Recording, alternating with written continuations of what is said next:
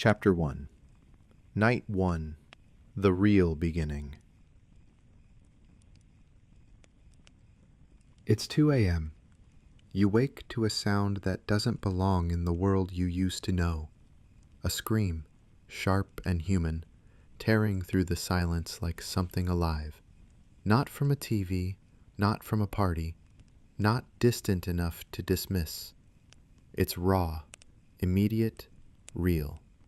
And for a moment, you lie still, caught between the warm fog of dreams and the sudden bite of fear that now settles deep in your chest. The last thing you remember was drifting off, tangled in blankets, your mind still looping around deadlines, social plans, things that, somehow, already feel like they belong to someone else, someone softer, someone safe. Oh, everything is still. Too still. No hum of the fridge, no buzz of your phone lighting up with notifications, no early traffic or passing sirens outside. Just silence, and that scream still echoing somewhere behind your ribs. The kind of silence that tells you something is very, very wrong. It doesn't take long to realize. Civilization has collapsed. Not with fire and explosions, but with a slow, merciless hush. No one came to your door. No broadcast warned you. No countdown. Just a new reality, pressed into your lungs like cold air in winter. And if you want to keep breathing tomorrow, you need to let go of everything you thought this night might be. The old version of you, that person who reached for their phone first thing every morning, who complained about rush hour and stale coffee, who skipped breakfast and scrolled through comment sections. That version doesn't make it through the night.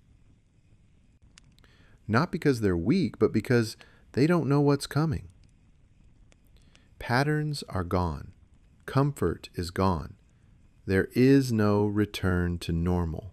What you do from this moment forward is survival, and survival doesn't wait. Your thoughts come fast and panicked, but they don't help. What happened? Is this everywhere? How bad is it? Are you next? None of those questions matter if you don't make it through the next hour. You have to strip your priorities down to the core, eliminate immediate threats, secure your location, hold on to anything useful. You don't have time for perfect solutions, only for immediate ones. Use what you have. Stack furniture, drag the dresser, tie a sheet around the doorknob, and anchor it to something heavy. Darkness is your ally now. Light only serves one purpose, showing them exactly where you are. Forget the idea of being prepared. There's no cinematic montage, no dream backpack with everything you need. You've got what's in the kitchen, what's under the sink, what's within reach. Maybe a half-empty flashlight, a kitchen knife, a few cans of food, a water bottle. If you're lucky, something blunt and heavy. You move slowly, carefully. You stay low. You don't go room to room unless you have a reason. Every noise you make could carry.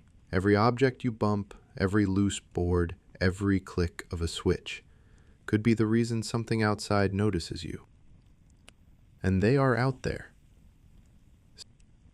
Start a mental checklist. Front door, back door, windows, vents, any space big enough to crawl through. Find them. Mark them. Reinforce them. Furniture is no longer for comfort. It's for cover. Couches become barricades. Blankets become camouflage. Curtains aren't for privacy. They're for survival. Your world just got smaller, and every inch counts. Then you inventory what you have. Not what you wish you had, what's actually here. If it needs to be cooked, forget it. If the water isn't sealed, boil it later, if you even can. Don't waste energy planning a perfect system. Just gather everything: food, water, batteries, tools, warm clothes, a lighter, tape, anything sharp, anything heavy. Make a pile. You don't have a lot of time, and the more you touch something now, the less you'll scramble for it later. You move like you're underwater. No door slammed, no loud whispers. If someone's with you, agree on signals. No arguments, no panic. Every sound is an invitation to something you don't want at your door. If you're alone, good. Fewer mouths, fewer chances for someone else to screw up. You'll want to freeze. Sit down. Tell yourself this isn't real. That's natural, but you can't let it win. Even a small task, a door secured, a can opened, a flashlight tested, is a victory. Panic isn't loud. Panic is stillness. Don't freeze. Move. If someone comes knocking, do not answer. Not tonight, not until you've lasted longer. Empathy is admirable, but kindness gets you killed. You help no one by dying in the first wave. If you can gather intel, do it, but be smart. Phones on the lowest brightness. Radios with headphones only. No TV. If you still have power, treat it like gold. Most of what you hear won't help anyway. Stick to your senses. If you hear breathing where there shouldn't be breathing, you already know more than the news will tell you. The dead don't sleep. They don't stop. They don't reason. They are attracted to sound, to movement, to the scent of fear and blood and life. What you have is planning, preparation, caution. Their strength is numbers and time. Yours is anticipation. Every window they break, every door they push, is a moment you prepared for, or a mistake you'll only make once. And the living? They're more dangerous. They want what you have. They want food, water, safety. Some are terrified. Some are desperate. Some are violent. And none of them are trustworthy. Not now. Not yet. If you talk to someone, do it from a distance, behind a barrier. Let them see nothing. Give them nothing. Trust takes days. You don't have that yet. This night is about control. Not of the world, of yourself, your fear, your thoughts. You must become colder than you were built to be.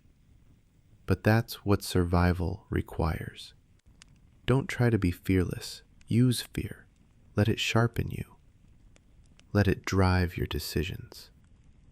You won't sleep tonight. That's fine. You'll hear things, creaks, scrapes, groans. Some real, some not. Doesn't matter. Stay alert. Your body will beg for rest. Give it moments, short naps, nothing more. Food if needed, water, sparingly, but stay ready. And if you make it to sunrise, you already did better than most. Don't celebrate. Don't assume the worst is over. The first night is just the test. Everything that comes next is harder. You'll be weaker, hungrier, more afraid. And now that you survived once, you know the truth. Survival isn't about getting through one bad night. It's about living through every one after. No one is coming. Help isn't on the way. There is no normal to go back to.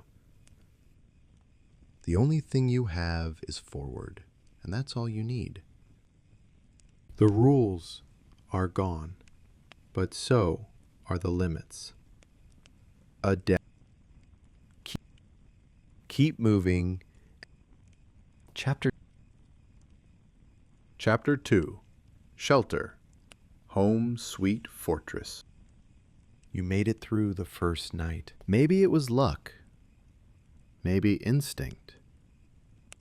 Maybe you locked the door just in time. Or maybe the things out there were too busy chasing someone else. Doesn't matter now. You woke up alive. The world outside is cold. It's quiet. But not in a peaceful way, the kind of quiet that presses against your windows, like it's listening. You know the danger hasn't passed. It's only hiding behind walls, corners, and silence. And now, more than anything, you need shelter. Not comfort, not safety, just something that stands between you and everything out there trying to end you. Because out here, shelter isn't just four walls and a roof. It's not a cozy cabin or a warm place to sit by a fire. It's the space between you and death. It's the only thing that keeps you from freezing, starving, getting torn apart, or being stabbed in the back by someone hungrier than you are. The idea of home is gone. What you need now is a fortress. Something solid. Something ugly maybe, but reliable. Something you can defend and escape from. Because out here, shelter isn't just four walls and a roof. It's not a cozy cabin or warm place to sit by a fire. It's the space between you and death. It's the only thing that keeps you from freezing, starving, getting torn apart, or being stabbed in the back by someone hungrier than you are. The idea of home is gone. What you need now is a fortress, something solid. Something ugly maybe, but reliable. Something you can defend and escape from. And that starts with a mindset shift. Forget the emotional pull of your old house, your room, your neighborhood. The apocalypse has no nostalgia. If your shelter can't protect you, it's a grave waiting to be filled. You don't stay because you like the paint on the walls.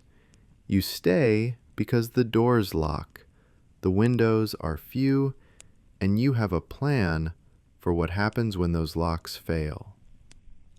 The farther you are from dense populations, the better. Cities are traps now, loud, exposed, swarming with the undead and people desperate enough to act like them.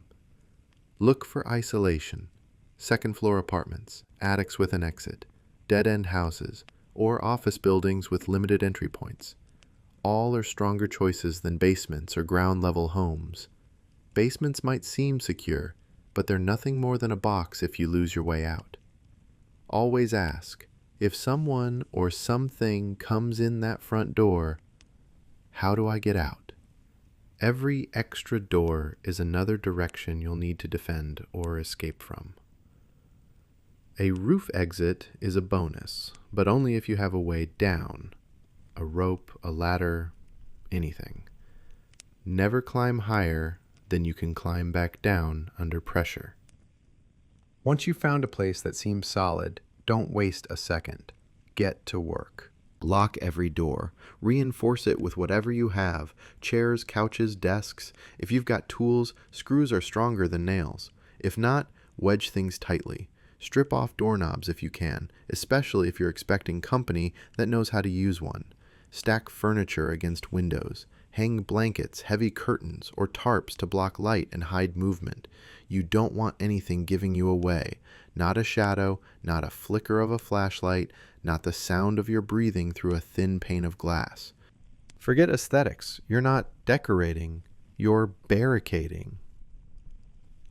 Stack books in hallways to slow intruders. Drag mattresses into weak points to absorb force. Stuff old clothes and blankets into door cracks to muffle sound and block cold. If you've got soap or oil, slick the floor in narrow hallways. Make it hard to move without noise. Hang pots or cans from string. If something shifts them, you'll hear it. But traps aren't your solution. They're just early warnings. Your best weapon is awareness. Everything else just buys you time.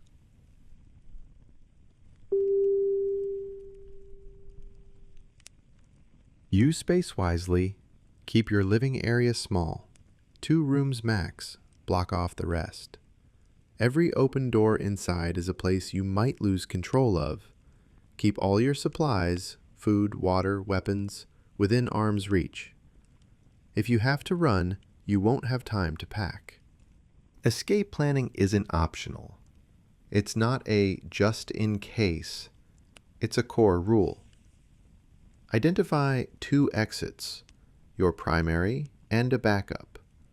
Maybe it's the back door. Maybe it's a window in the bathroom. Maybe it's a hole in the wall you carved through drywall. Practice using them. In the dark. In silence.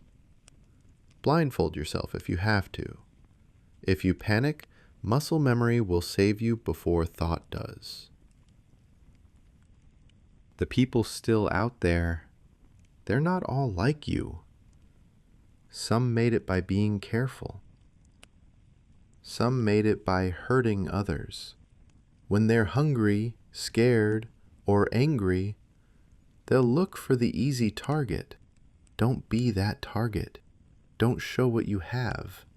Never let a stranger see your supplies. Don't give out tools, water, or kindness unless it's calculated.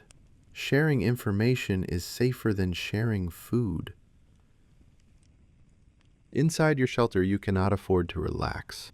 Rest, yes, but never let your guard down completely. Sleep in shifts if you have a group. If you're alone, sleep light. Stay dressed. Shoes by your side, weapon in your hand, bag packed, light source attached or reachable. Don't expect time to prepare. You won't get it. You need to be able to run the second your door fails. Never build habits. Never fall into a pattern. Don't use the same door every time. Don't cook at the same hour. Don't linger by the same window. If something or someone is watching, patterns are the first thing they'll exploit. And above all, never fall for the illusion of safety. Comfort is bait. The moment you think, I'm good here, you start to rot. Over-barricading can trap you. Under-barricading is just begging to be breached.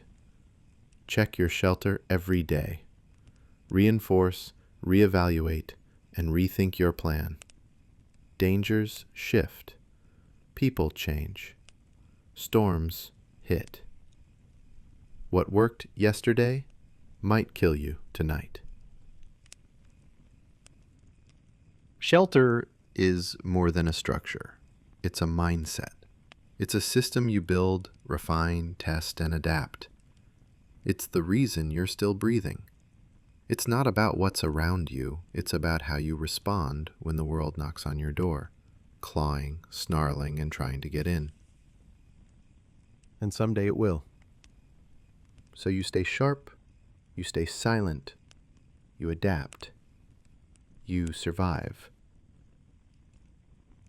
Chapter 3: Food and Water. Gourmet Meals for the Newly Undead. Your shelter is holding. Doors are blocked, windows covered. There's a way out if it all falls apart. You survived the first night, panic is gone. Now comes the harder part. The quiet, creeping reality of what your body needs. You're not scared. You're weak. Hunger scratches at the edge of your thoughts. Thirst tightens your throat. Comfort doesn't matter anymore. You're not looking for warmth or softness.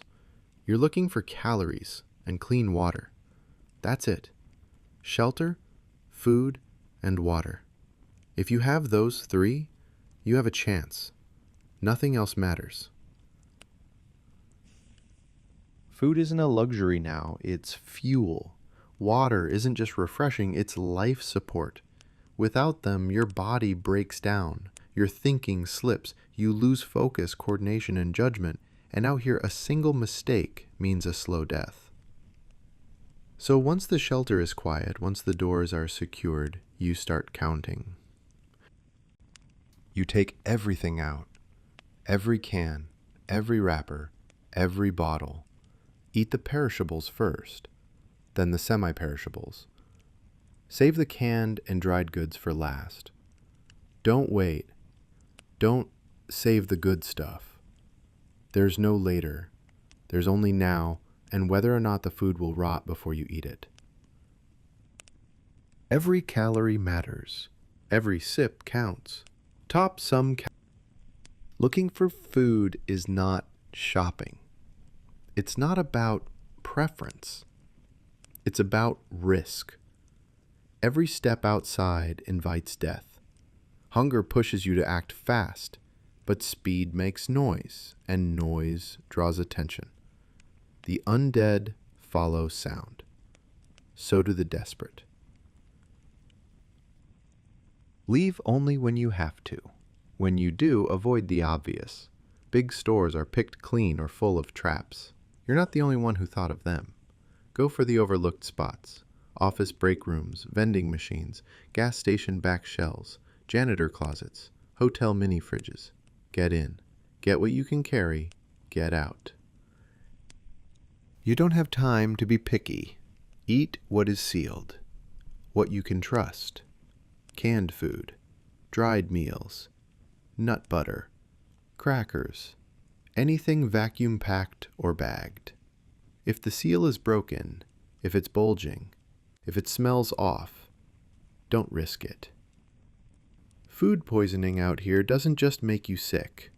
It makes you slow, weak, loud. If you have to eat something questionable, cook it. Cook everything if you can. Kill what you can't see. And if it still looks wrong after heat, toss it. You're not desperate enough to gamble yet.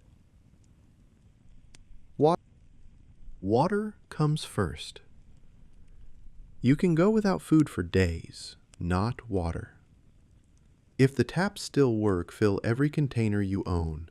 Pots, buckets, bottles. If you have a bathtub, fill it now. When the flow stops, that's it. If the sky gives you rain, collect it, clean it, boil it. If you can't boil, strain it through cloth and let it sit. Let the dirt settle. But know that method is half measure. Boiling is best, always. Don't drink anything green, nothing that smells strange, nothing near chemicals, bodies, or garbage. You don't need taste, you need purity. You need at least a liter of water per day, 2 if you're sweating, fighting, or running. And you will be. Your body burns through fuel faster now. Aim for 1,200 to 1,800 calories a day if you can. Eat small, frequent portions. Ration what you have. Don't eat everything in one meal and pray for a miracle. If you have others with you, never send them out alone. But if you must go solo, move with purpose. Stay low. Scan every angle. Listen constantly. Take only what you can carry quickly. Focus on essentials. Food, water, medicine, tools. Nothing else. Every extra pound is a risk you might not outrun. Dubba. Think small. Forgotten places. School kitchens. Hospital storerooms. Motel lobbies. Employee fridges. Abandoned campers. And once you've hit a place, don't go back soon. Never form patterns. Never return until you're desperate. Each trip gets riskier.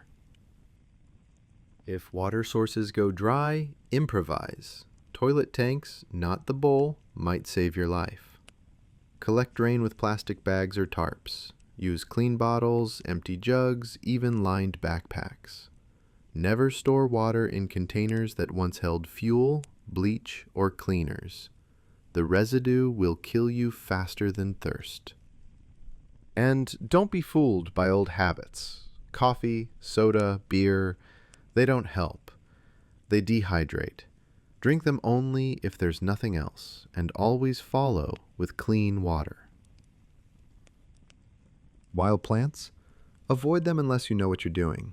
Leaves, berries, mushrooms, they kill faster than starvation. Hunger will tempt you to try. Don't. Poison is not a mistake you survive twice. You'll need fire eventually. For boiling water. For cooking food. For keeping warm. But fire is a beacon. Smoke travels. Smell carries. Only cook during daylight. Never at night. Hide your flame. Bury every ember. Douse every spark. And keep your supplies hidden. Never show your full stash. Keep a decoy. Just enough for someone to steal without a fight. Store the rest high, behind, or under. Out of sight, out of reach, out of mind. People steal when they're starving. Even people you trusted yesterday. Fatigue blurs decisions. You'll start to take chances you never would on a full stomach. Don't. Track everything. Rotate where you store food and water. Rotate your habits. Don't let patterns form. Don't let complacency get in. This is normal now. Cold beans from a dented can, boiled rainwater, crackers so stale they crack like tile. You don't eat for pleasure. You eat to live. Food and water are the only things that matter now. Find them, guard them, share them only if it won't cost your life. Do what you have to, because the hunger won't care how fair you are. Chapter 4, Weapons and Self-Defense, Tools for Survival. Survival alone is brutal. Every sound echoes. Every decision lands squarely on your shoulders. Because the dead are simple. They groan. They stumble. They chase what they see and hear. They don't make promises. They don't betray. But the living come with layers, with desperation, memory, pride, and secrets. There's no way to predict how a person will act when the world ends. Some hold on. Some fall apart. Some get dangerous. At first, the presence of another human being can feel like salvation, a voice in the dark, a second set of hands to move that heavy dresser in front of the door, someone to keep watch while you finally close your eyes for an hour. But every person you let into your shelter comes with a cost. More mouths to feed, more opinions to balance, more chances that a single mistake will unravel everything you've built. When you're alone, every risk you take is yours. If it goes wrong, you suffer the consequence. When you're with others, your fate becomes tangled in theirs. One bad decision can ripple outward and drag you down. This isn't about friendship. It never was. You don't need companionship. You need competence. The people you choose to keep close must be useful. The kind who keep calm when things go sideways. The ones who know how to disinfect a wound or tie a secure knot. The ones who won't freeze when the screaming starts, and who don't panic when the blood appears. A good group is small, tightly run, and quiet. Drama gets people killed. So does pity. You don't let someone stay because they're crying. You don't take them in because they seem nice. That kind of sentiment will get your throat slit in your sleep. Friends, you assess. Quickly. Can they carry weight? Can they follow orders? Can they keep up when it counts?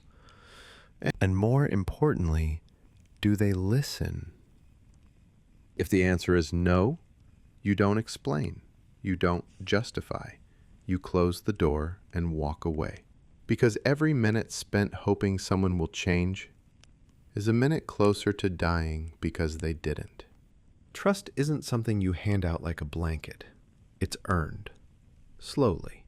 In silence. Through repetition. You don't give them access to supplies. You don't sleep with your back to them. You start small. Share a job, not a secret. You watch how they react under pressure. You see how they handle food, stress, failure. If someone lies about something trivial, a missed ration, a broken tool, you already know how they'll handle a real crisis. Communication is everything. Set signals. 1 knock means safe. 2 knocks means danger. Flashlight blinks. Emergency meet points. Escape plans. Everyone should know how to run, how to hide, how to fight, even if the leader doesn't make it.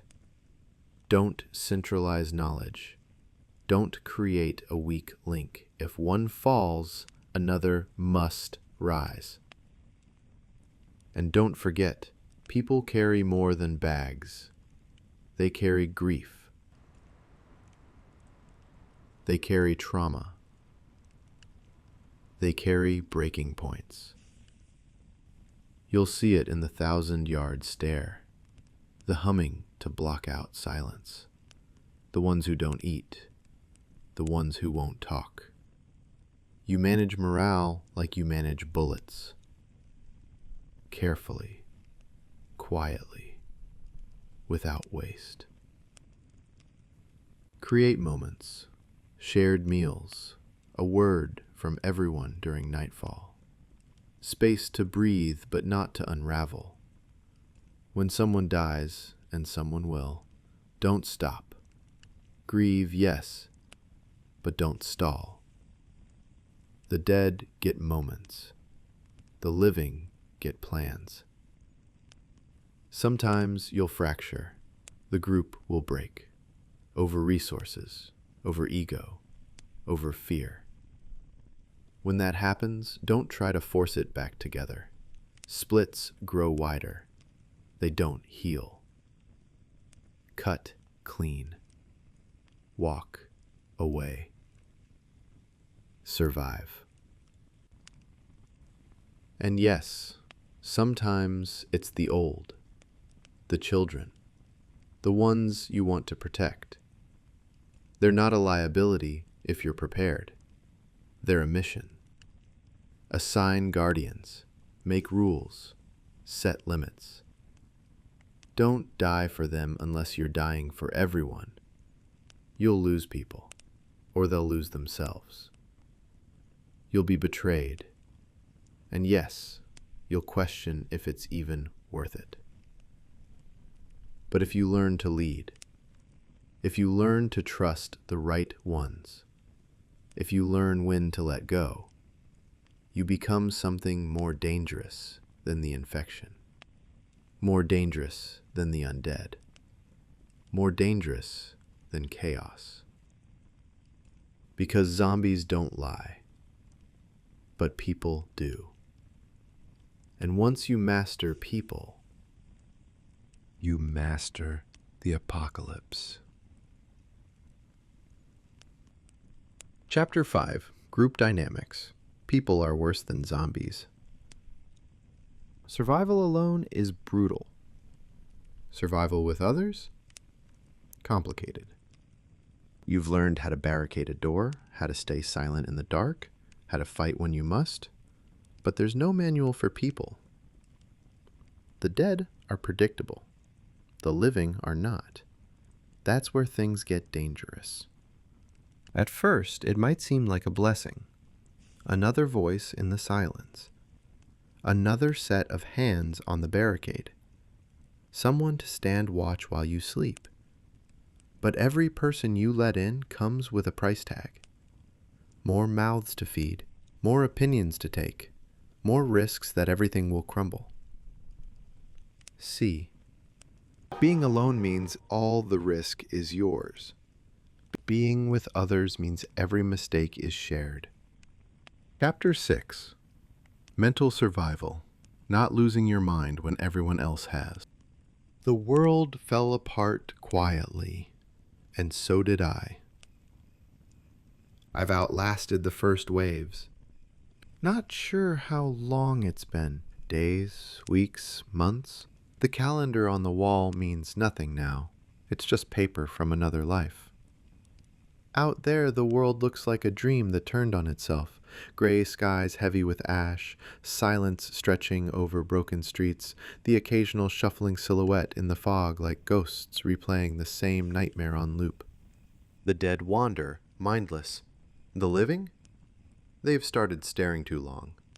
Blank eyes, heavy breaths. People don't speak much anymore. And me?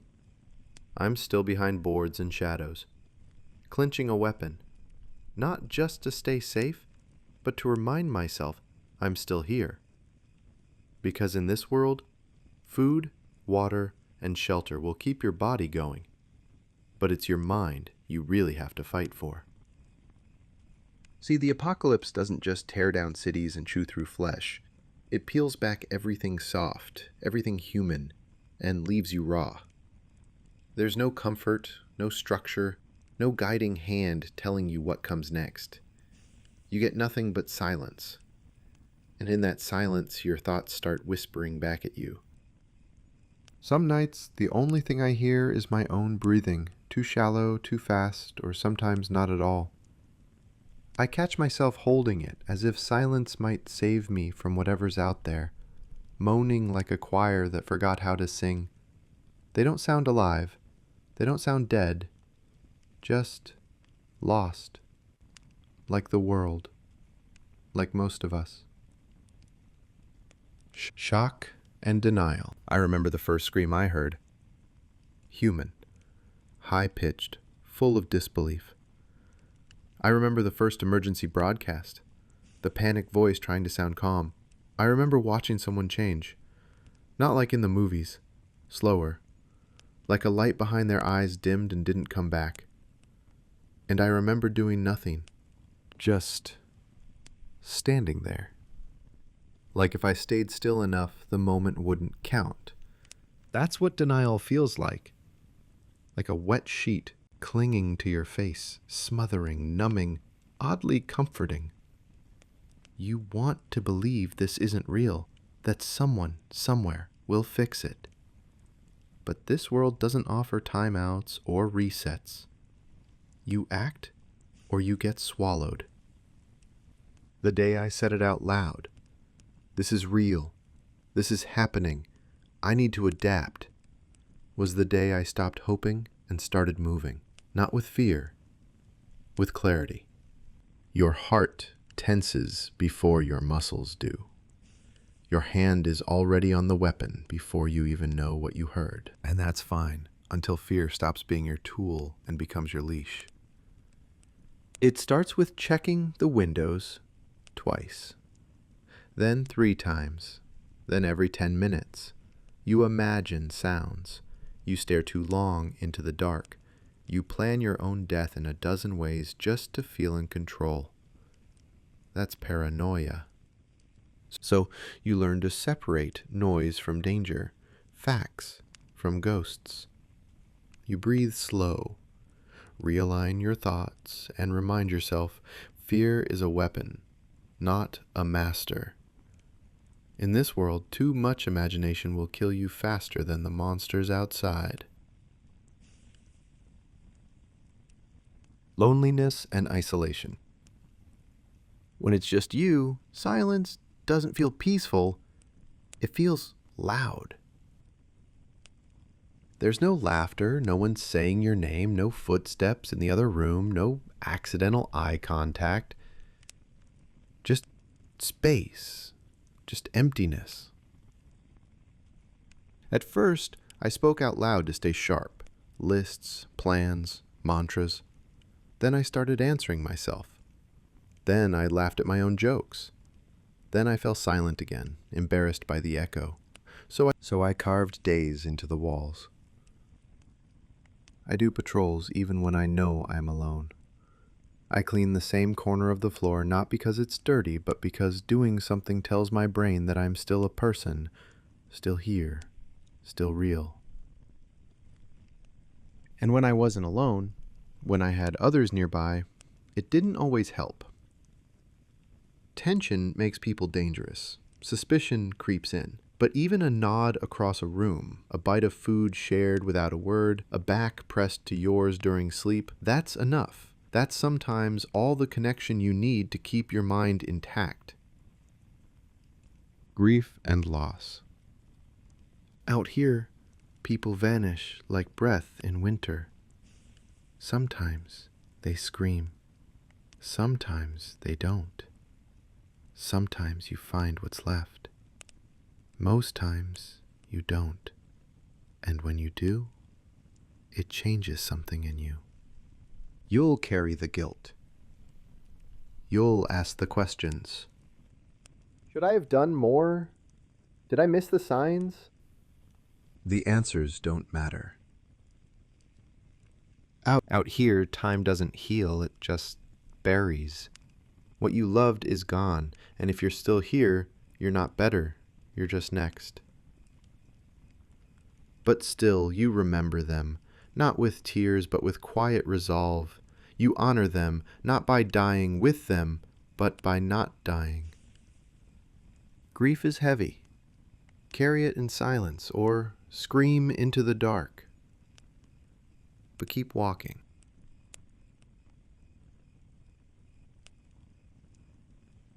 Routine as armor.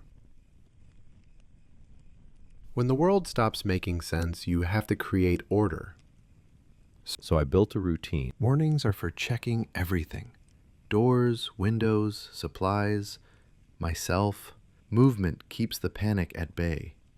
Afternoons, I train. Practice drawing my weapon, patch up gear, forage if I can. Evenings, I journal. I cook what little I have. I seal the windows. I try to sleep. It's not exciting. It's not inspiring. It's survival. Routine is the armor I wear inside. It's what protects me from the chaos trying to creep through the cracks in my thinking. Sleep and the things that wait behind it. Sleep isn't rest anymore. It's roulette. Some nights it doesn't come at all. Some nights it drags me under only to throw me into nightmares. Screams, shadows, blood on my hands, not always real, but close enough. And when sleep deprivation sets in, reality frays at the edges. You start forgetting things, hearing things, seeing movement that isn't there. You question what's real, and sometimes the only answer is, what keeps me alive? So, I sleep in bursts, never for long. I stuff cloth in my ears, cover my eyes, count breaths. If the nightmares come, I let them. I don't fear them anymore. I just make sure I always wake up. Coping and cracking. I've seen how people unravel. Some joke too much, others go silent. Some pace like caged animals. Some drink until their hands stop shaking. Some wander outside, looking for something to feel. Most of them don't come back. Me? I hold on to the basics. Push-ups, talking aloud, writing, laughing when I can, even if it's bitter, staring at firelight and reminding myself, you're still here, this matters.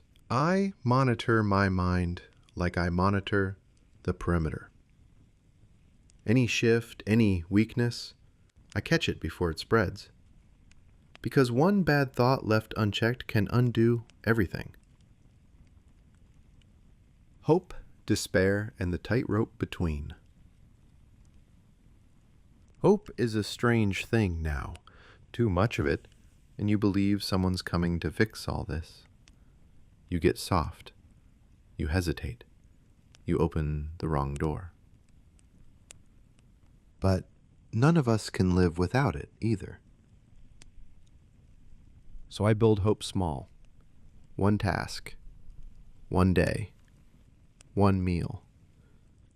If I find a bottle of clean water, or a tool that works, or a warm place to sit, that's hope. I collect those moments and stack them like bricks. It's not about believing everything will be okay.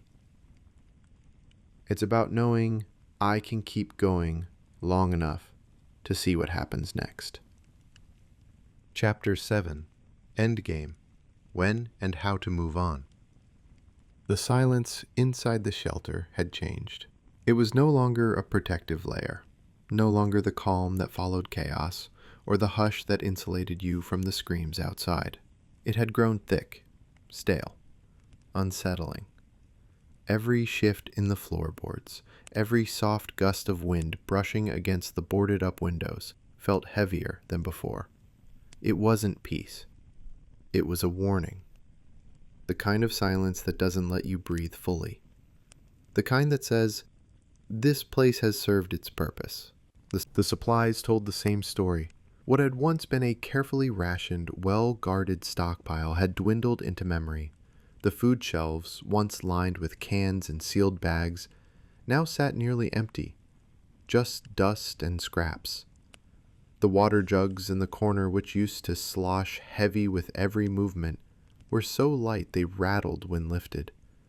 The medical kit held only wrappers, a broken thermometer, and a blood-stained bandage. There was nothing left to stretch. Stickman had been through worse, but he also knew what came next. And outside, the pattern had returned. The moaning, the dragging footsteps, the slow rhythmic thumps against the back wall that started once a day, then twice. Now they came with no pattern at all, just a constant reminder that the dead never lost interest. They circled like flies that didn't sleep, drawn to something unseen. Or maybe to nothing at all. Maybe it didn't matter why. The result was the same. Then came the human signs, more subtle, more dangerous. A scratch on the doorframe that hadn't been there 2 nights ago. A rooftop shadow at dusk, moving not with a shuffle but with purpose. Someone had been watching. Whether it was a scavenger, a raider, or something worse, Stickman didn't care. He didn't need confirmation. The shelter, once his fortress, had become a cage, and it was time to leave. There's no ceremony to that decision, no dramatic exit or forced choice. It creeps in slowly and then becomes absolute.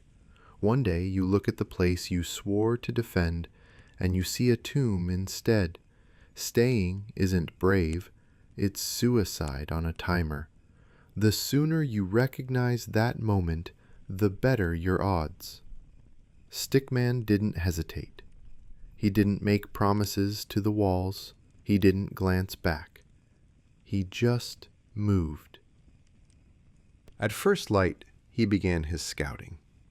Slow. Quiet. Every step intentional. Every pause held longer than necessary. The knife was sheathed at his hip, but the crowbar remained loose in his grip, ready to act without warning. The city still breathed, just slower now. Less traffic. More rot. He stayed low, hugging the shadows between buildings, tracing the skeleton of alleys and collapsed structures. He didn't need to go far, just far enough to find a spark of potential. Something that wasn't yet rotted out. He noted everything. A broken pipe near a parking lot that still leaked clear water. A hardware store, half collapsed but untouched. A church with a bell tower that looked like it could double as high ground. No smoke on the horizon, no fresh footprints in the dust. No glass recently broken. No lights, no voices. It wasn't safe. Nowhere was. But it was less unsafe, and in the new world, that was as good as it got. Mass Lovely. He didn't draw a map, didn't risk it. Instead, he repeated the route in his head like a prayer, etching it deeper each time, left past the burned pharmacy, over the fence with the torn tarp, past the blackened bus stop, right at the broken statue, into the house with the half-swinging door. Anchor points, not directions. Back at the shelter, he packed with no room for nostalgia. Every item had to earn its place. The cracked old radio? Dead weight. The one photograph he still kept folded in his jacket? Left on the shelf. Even the can opener got tossed. He'd learned to use the blade for that. 4 bottles of water. 5 energy bars. 1 sharp blade. 1 heavy tool. Flashlight. Spare battery. Gauze, tape, iodine, painkillers. A roll of duct tape. 2 lighters, gloves, a scarf, a spare pair of socks. That was it. His whole world reduced to what he could carry on his back and draw in a moment's notice. He moved out just before dawn. The sky glowed the burnt orange of a dying world, but the streets still belonged to shadows. He didn't walk in the open. He ghosted between cover, listening more than moving, freezing when his gut twisted, shifting only when everything felt still. Movement was never constant. It was broken into fragments, stitched together by breath. Every alleyway held tension. Every corner came with risk. But he didn't stop. He didn't pause to admire the sunrise. He didn't say goodbye to the shelter. That place had served its purpose. It was done. Survival doesn't give space for mourning places. Only people. And even that, only sometimes. The new shelter wasn't pretty. It was small. It reeked of mildew and dust. But it was defensible. One entrance blocked with debris. A rear window completely sealed off by a collapsed wall. A single narrow staircase leading to the upper floor. From the rooftop, you could see the distant skyline. Fractured, skeletal, but quiet. Inside, Stickman sat in the dark for hours, listening, testing the air, watching the play of light through cracks in the wall. He didn't unpack. Not until he was sure. Not until the silence around him was still silence. Not a trap waiting to spring. Then, slowly, the process began again. There is no rebuilding of life, not in the sense people used to mean it. There is only the rebuilding of systems, of habits, of the things that kept you breathing last time. Check the barricades at dawn. Sweep nearby buildings for supplies every 3rd day. Boil all water, even if it looks clean. Sleep in 2-hour shifts. Keep the bag packed. Always. Dot. He mapped escape routes in the dust on the floor, memorized which boards creaked underfoot, rotated his sleeping corner every night so no one watching from outside could predict his habits. He stashed a small cache, just a bottle of water and a knife, beneath the broken tiles outside, in case he ever needed to run without time to pack. And every day he reminded himself, hope is not a strategy. Hope is bait. What matters is readiness. Movement was a constant threat, but so was staying still. He had learned to read the risks, learned never to cross open fields again, too exposed. Learned that basements weren't shelters, they were traps. That just because a building looked empty didn't mean it was. That not every survivor was interested in surviving together. He had met others. Some spoke with calm voices, soft words. Some offered help. One had tried to follow him. None of them made it past that first encounter. He didn't allow second chances anymore. This new shelter worked. For now. He knew that. He didn't pretend it was forever. Nothing was. The rhythm was familiar now. Build, fortify, watch, wait, abandon. Repeat. That cycle was the life, not a symptom of it. Comfort was fiction. Sentiment got you killed. But routine kept you alive. He no longer flinched at distant screams, no longer wondered if there were still governments, still cities, still reasons. He no longer asked what caused the world to fall. That was a question for the dead. He trusted only those who bled beside him. He slept facing the door always, and most of all, he moved when it was time. No matter what he'd built, no matter how hard it was to leave. Because in this world, survival wasn't about staying. It was about knowing when to go. And when that moment came again, and it would, he'd already be ready. He always was. The apocalypse didn't arrive with thunder or fire. It didn't care for headlines or drama. It crept in slowly, methodically, stripping away everything you thought made life, life. Not with fanfare, but with silence. First it took your comforts. Then it took your certainties. Then it came for your illusions. What remained was simple: hunger, stillness, breath. Movement, the weight of silence pressing in on every decision. The question of what now replaced by the necessity of what's next. And yet, somehow, you're still here.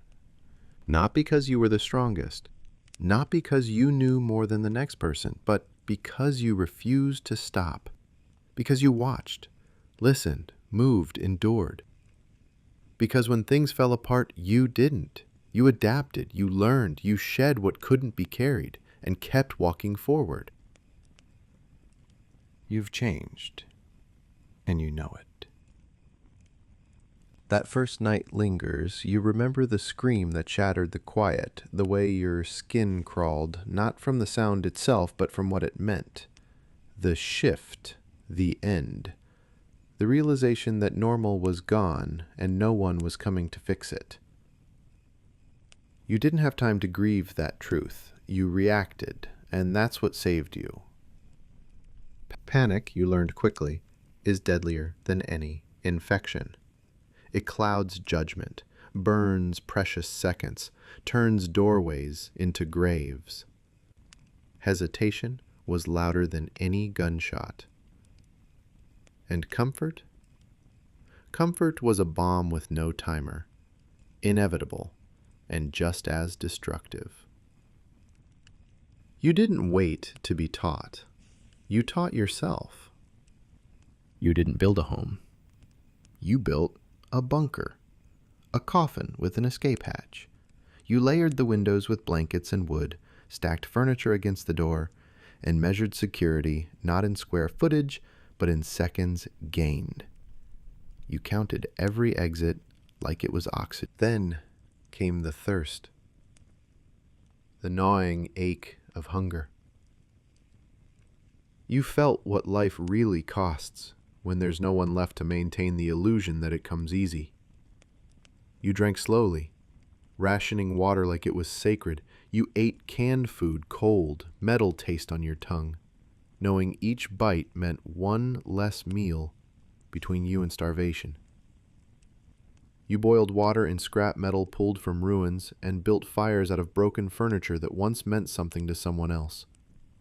Comfort died. Resourcefulness lived. And when it came to defense, no more fantasies. You didn't wield weapons like a hero. You learned to swing a crowbar like a butcher. Precision was traded for necessity. You stopped flinching at the sound of bone cracking. You didn't relish the violence, but you accepted it. Because in this world, being ready to do what others couldn't, that was survival. But the most dangerous encounters didn't moan or shuffle. They spoke. They cried. They smiled. And then they reached for your bag. People, they became the real threat. The desperate. The opportunistic. The broken. You learned not to trust eyes, voices, stories. You slept in shifts, always facing the door. You pissed with a blade in hand. You never gave more than you could afford to lose. Leadership. It wasn't a title. It was action taken when others froze. You stopped waiting for approval. You decided. You acted. And if they followed, good. If they didn't, you walked alone. Then came the long silence. Not the kind outside, but inside. When the world became too quiet, your mind filled the gaps. You remembered faces, screams, moments you couldn't change. You whispered arguments to yourself. You counted hours without speaking. You felt the gravity of everything that came before and everything still ahead. But you moved anyway. And when your shelter failed, when the stench gave away your position, when the smoke rose too high, or when the scratching at the walls turned into pounding fists, you didn't mourn the loss of space or things. You grabbed your gear, you ran, and you started again. Because you knew now, every safe place has an expiration date. What you became. You used to search for meaning. Now you move like a ghost through ruins and alleys, eyes sharp, ears sharper. You read the wind, you track shadows, you measure every footstep. You don't waste time, food, light, or hope. You sleep with your boots on. You keep your bag packed. You imagine worst-case scenarios before breakfast. You rehearse what to do when it all falls apart. Because that moment always comes. You no longer wait to be rescued. You are the rescue. If anyone still deserves saving, you stopped hoping the world would get better. You just survived in spite of it. The truth of the new world. This world doesn't reward kindness. It punishes hesitation. It doesn't care about fairness. It doesn't care who you were. It doesn't care what you lost. What it does care about is whether you learned fast enough to stay alive. You lie low. You sleep light. You hide your heat and your fire. You speak little and only when needed. You don't trust openly. You don't let your guard down. You bury your dead in silence and remember what they taught you, not what you called them. You learn the new rules and they're simple. Never be predictable. Never get comfortable. Never waste a second. When something feels off, it probably is. When a door creaks that didn't creak before, when footprints appear where none should, when the silence changes pitch, you move. You don't hesitate, you don't explain, you adapt. Your commandments. Safety is a lie, unless proven otherwise, again and again. Every path you walk once is one more reason not to walk it again. Your voice can be a beacon or a curse. Speak only when silence isn't safer. Every shelter is temporary, every tool breaks, every fire attracts attention, every person has a line. You've learned that survival isn't about hoarding, it's about trimming. Cut noise, cut waste, cut emotion when it threatens control. Everything you carry must serve a purpose, including your memories. Your new rituals are sacred. You sharpen blades, count cans, track moon phases, rotate exits, sleep with your back in a corner. Not for comfort, but for control. In this world, routine is sanity. What survival actually feels like. It's not glory, it's not purpose, it's grit in your mouth, the sting in your eyes, and the pressure in your lungs as you hold your breath for just one more second of stillness. It's the burn in your shoulders as you carry what little you have left and the ache in your spine from floors too hard to call rest. Survival is laughing once a week if you're lucky. It's never crying because tears cost water. It's watching the world crumble around you and still walking through it like it owes you nothing. You aren't a hero. You aren't chosen. There's no script, no plot armor, no divine intervention. You're just the one who kept going while others stopped. What you'll remember, not dates, not holidays, not the world before. You'll remember the cold handle of a knife at 3 a.m., the sound of boots you didn't expect, the flashlight that died in your hand right before a door creaked open, the crackle of your last fire, the first clean sip of water in days. You'll forget your birthday. But you'll remember the moment you held your breath in a closet while something sniffed just beyond the door. Now what? The story ends here on paper, but not for you. You wake up. You adapt. You repeat. Maybe someday you'll rebuild. Maybe you'll wander until your boots fall apart. Maybe you'll die in silence. Or maybe, just maybe, you'll teach someone else how to last one more day. But you'll never forget what it costs. You'll never again underestimate what survival demands, because now you know the price. A final directive. There's no finish line, no cutscene, no applause, only the next breath. The next footstep.